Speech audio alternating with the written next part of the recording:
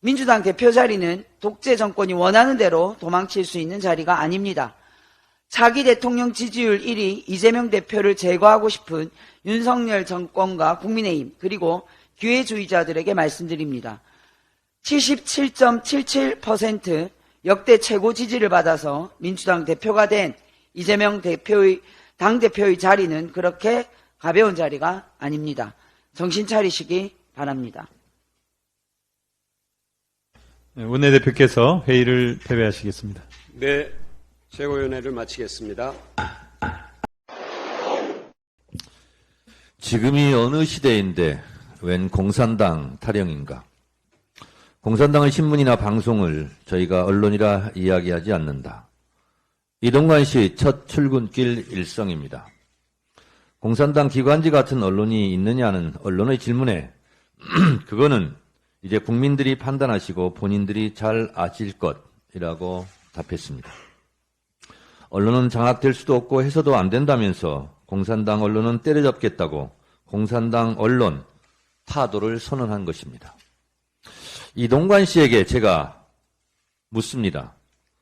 대한민국에서 공산당 기관지 같은 언론은 어디입니까? 조중동입니까? KBS, MBC, SBS, YTN입니까?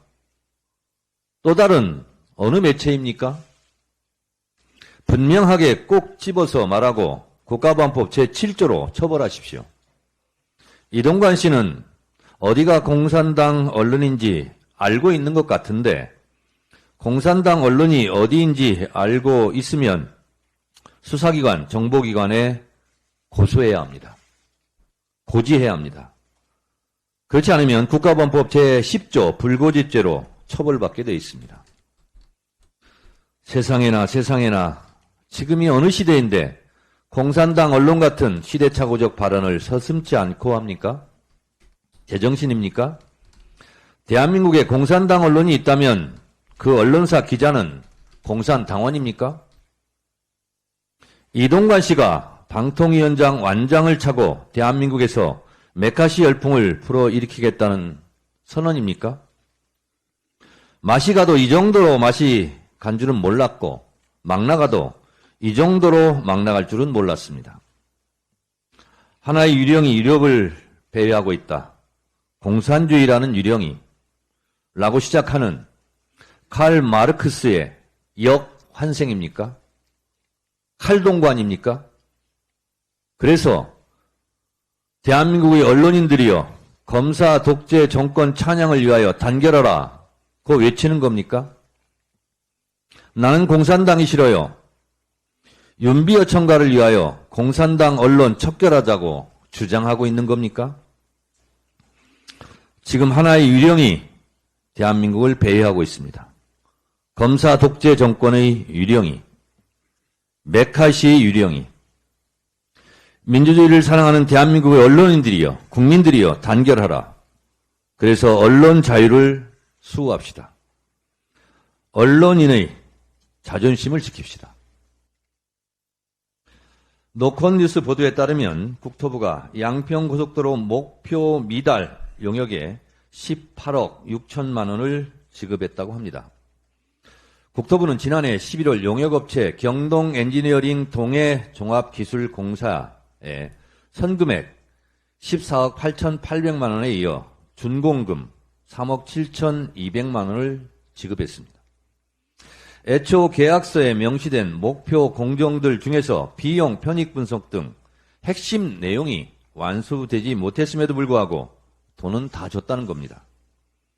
목표치를 달성하지 못했는데 국토부는 검사 결과 전 용역 대비 100%가 준공되었음을 인정함이라는 문구와 함께 완납했다고 합니다. 4인간 아파트 계약에도 계약금, 중도금, 잔금을 나누어 지급합니다. 4인간 공사 계약도 계약세대로 돈을 지급합니다. 대한민국 국토부의 계약서는 가짜뉴스 공산당 계약서입니까? 지금 전두환 고스톱 칩니까? 짜고 치는 고스톱 칩니까? 계약서는 못 알아씁니까? 대통령 처갓당 고속도로 종점 변경 사건의 허울 좋은 명분과 알리바이용 계약서가 필요했습니까? 비용 축에 경제성 분석도 없는 용역 계약서와 보고서가 무슨 의미가 있습니까? 이거 유령 계약서 아닙니까? 윤석열 정권 국토부 계약서는 이렇게 집행해도 되는 겁니까?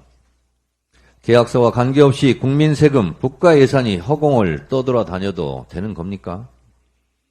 공산당 언론 때려잡기 전에 국토부 이권 카르텔, 이권 마피아부터 때려잡기 바랍니다. 돈 욕심, 땅 욕심의 탐욕에 찌든 자들이여, 이제 그만 내려놓으시라. 해도 너무한다. 징그럽다. 이상입니다. 언제적 공산당은 싫어요입니까? 어제 이동관 후보가 지명우 기자들 앞에서 일부 언론을 공산당 기관지에 비유했습니다. 사실상 정부를 비판하는 신문 방송은 공산당이라고 표현한 것입니다. 정부의 판단에 따라 언론을 공산당으로 규정하고 공산당은 때려잡겠다는 극우적 줄세우기를 하고 있는 것입니다. 대통령 전용기를 태우지 않은 것 이상으로 노골적인 언론 폭력이 예상됩니다. 방송통신위원장보다 방송통제위원장이 더 어울리는 모습이었습니다. 앞뒤 안 맞는 국회 무시에 황당하기까지 합니다. 이동관 방통위원장 후보 지명 전에 이미 추천된 최민희 방통위원 후보자부터 추천하십시오. 그러면서 김효재, 김현 방통위원 후임 추천은 왜 요청하십니까? 이동관 인사청문회부터 국회는 제 역할을 성실히 하겠습니다. 국민을 개돼지로 보는 자는 고위공직을 맡을 자격이 없습니다. 동서고금을 막론하고 권력과 억압을 통해 호가호위를 누린 자는 대부분의 그 말로가 비참하게 끝났다는 것을 아시길 바랍니다. 윤석열 대통령은 공정한 심판 역할을 해야 하는 공직자의 자기 편 핵심 인사를 임명합니다. 공직선거를 중립적으로 관리해야 하는 선관위 사무총장의 대학 동기를 임명했습니다. 방송 언론을 중립적으로 관리해야 하는 방통위원장 자리에 대통령 자신의 특보를 임명합니다. 이동관 특보는 이명박 정권 언론 탄압 기술자인데도 불구하고 임명을 강행했습니다. 윤석열 대통령은 취임 이후 민주주의 기본 룰을 일상적으로 파괴하고 있습니다. 이런 비정상의 일상화가 계속되면 두 가지 길 중에 하나를 선택할 수밖에 없습니다. 윤석열 정권에 길들여질 것인가, 윤석열 정권에 맞서 싸울 것인가. 무도한 윤석열 정권이 극단적 선택을 강요하고 있습니다. 대통령 선거가 끝나자마자 윤석열 정권은 역대 최소 표차로 낙선한 이재명 대표를 제거하기 위한 정치 공작에 몰두하고 있습니다. 경제가 무너지고 서민들은 고통받는데도 개의치 않고 이재명 대표를 향한 정치 공작을 멈추지 않고 있습니다.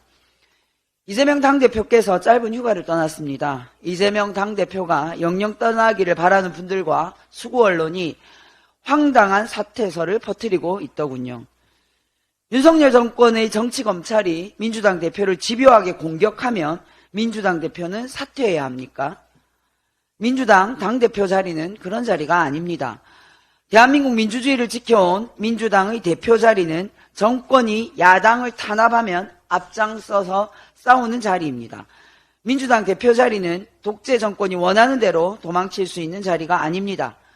차기 대통령 지지율 1위 이재명 대표를 제거하고 싶은 윤석열 정권과 국민의힘 그리고 기회주의자들에게 말씀드립니다. 77.77% 역대 최고 지지를 받아서 민주당 대표가 된 이재명 당대표의 자리는 그렇게 가벼운 자리가 아닙니다.